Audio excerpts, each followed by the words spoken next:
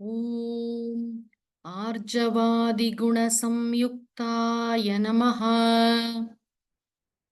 நேர்மை முதலான அருங்குணங்களுடன் கூடியவருக்கு நமஸ்காரம்.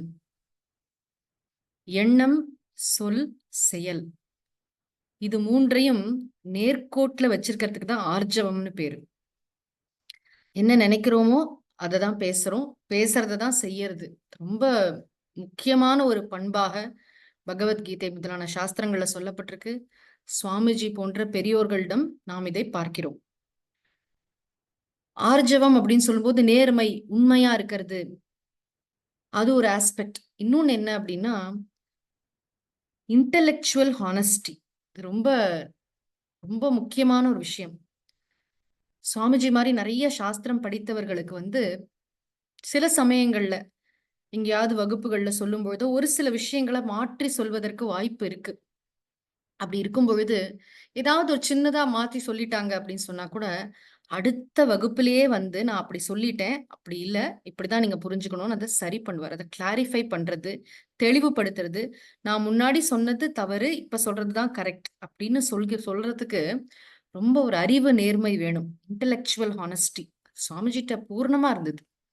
ஒரு நாளைக்கு கூட சுவாமிஜி நான் சொன்னதுதான் ஃபைனல் வேர்ட் அப்படின்லாம் சொல்ல மாட்டாங்க. சாஸ்திரத்துல ரொம்ப ஒரு கன்விக்ஷன், நல்ல ஒரு நிலைத்தன்மை உண்டு, நிஷ்டா உண்டு. ஆனா கூட சொல்லும் பொழுது சில சமயம் அவருக்கே திருப்தியா இல்ல அப்படின்னு சொன்னா அடுத்த நாள் நான் இந்த விஷயத்தை இன்னும் கொஞ்சம் எக்ஸ்பிளைன் பண்ணணும்னு நினைக்கிறேன், எனக்கே திருப்தியா இல்லைன்னு சொல்லிட்டு இன்னும் தெளிவா அதை சொல்லுவாங்க.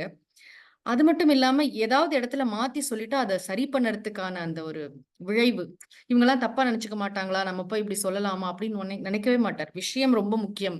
நம்ம என்ன ரெக்கார்ட் பண்ணிட்டு போறோமோ அது ரொம்ப ரொம்ப முக்கியம். நம்ம பாட்டுக்கு தப்பா எதுவும் சொல்லிடக்கூடாது அப்படின்னு கிளாஸ் முடிஞ்சு உடனே ஞாபகப்படுத்து, அடுத்த கிளாஸ்ல அதை சரியா சொல்லணும் அப்படின்னு சொல்லுவார். ரொம்ப ஒரு ஆச்சரியமான விஷயம். பல பேர்கிட்ட நம்ம இதை பார்க்க முடியாது உலகத்துல பொதுவா.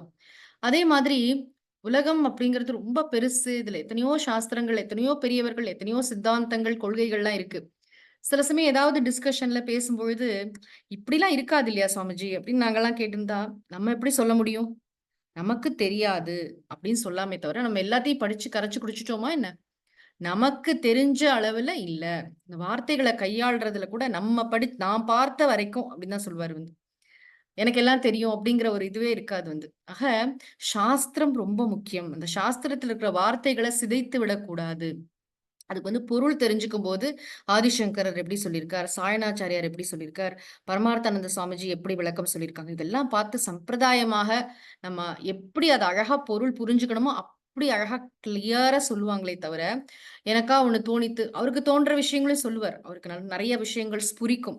சில குறளுக்கெல்லாம் எந்த புஸ்தகத்திலும் இல்லாத விளக்கம்லாம் சுவாமிஜிக்கு தோணும். ரொம்ப அது சாஸ்திரத்தை ஒட்டியதாகவே இருக்கும். ரொம்ப அருமையான ஒரு நியூ திங்கிங்கா இருக்கும். அதெல்லாம் கடைசியா தான் சொல்லுவாங்க. எடுத்த எடுப்புல எனக்கு தோணித்து அப்படின்னு சொல்ல மாட்டாரு. அது நேர்மை நேர்மை அப்படின்னா சாஸ்திரத்தோட சிங்க்ல இருக்கிறது. என்ன சாஸ்திரம் படிக்கிறோமோ அதோட சிங்க்ல, அதோட கனெக்ட் பண்றது தான் ரொம்ப முக்கியம். நமக்கு ஸ்டூடண்ட்ஸ் எல்லாரும் சாஸ்திரத்துக்கிட்ட நன்றாக அது ஸ்ரத்தையோட இருக்கணும். அத நன்றாக அவர்கள் புரிந்து கொள்ளணும். இந்த இந்த டீச்சிங் மெத்தடாலஜி, இந்த பயிற்றுவிக்கும் முறை அவர்களுக்கு நன்றாக பிடிபடணும்.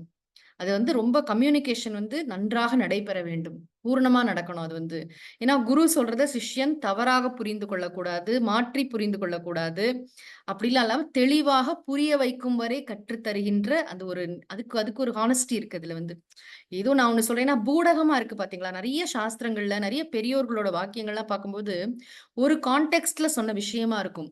அத நம்ம கேட்டு நெறைய இடத்துல குழம்புறதுக்கு நெறைய வாய்ப்பு இருக்கு. எஸ்பெஷலி இந்த ஸ்பிரிச்சுவல் லிட்ரேச்சர் பொறுத்தவரைக்கும். அதனால எந்த இடத்துல எந்த வார்த்தைக்கு எப்படி பொருள் கொள்ளணும் அப்படிங்கிறத சுவாமிஜி அழகா பார்த்து சாஸ்திரத்தெல்லாம் பார்த்துட்டு தான் சொல்லுவாரு. அப்படியே ஒரு கிளாஸ்ல மாறி மாத்தி சொல்லிட்டா கூட இப்படி இருக்கும்னு தோன்றது, நான் எதுக்கும் தெளிவுபடுத்துறேன் அப்படின்னு சொல்லி அழகா அத தெளிவாக சொல்வார். இது படிப்பிக்கிற முறை பொறுத்தவரைக்கும். பொதுவாவே சாமானிய தர்மம்னு சொல்றோமே, உலக வாழ்க்கை முறையில அது ரொம்ப இயல்பாக என்ன நினைக்கிறாரோ அத தான் பேசுவார். என்ன பேசுறாரோ அத தான் செய்வார். அந்த ஒரு அற்புதமான ஒரு விஷயம். அந்த சிங்க்ல இருக்கிறது மகான்களுக்கு ரொம்ப இயல்பான விஷயம். நம்மலாம் கடைப்பிடிக்க வேண்டிய ஒரு விஷயம். அப்படிப்பட்ட அறிவு நேர்மையெல்லாம் நிறைய நிரம்ப உடையவர் சுவாமிஜி. அவருக்கு நமஸ்காரங்களை தெரிவிப்போம். மூர்த்தி எல்லாம் வாழி எங்கள் மோன குருவாழி அருள் வார்த்தை என்றும் வாழி அன்பர் வாழி பராபரமே. ஓம் சாந்தி ஷாந்தி ஷாந்திஹி. ஹரிஹி ஓம். சத்குருநாத மகாராஜ் கி ஜெய்.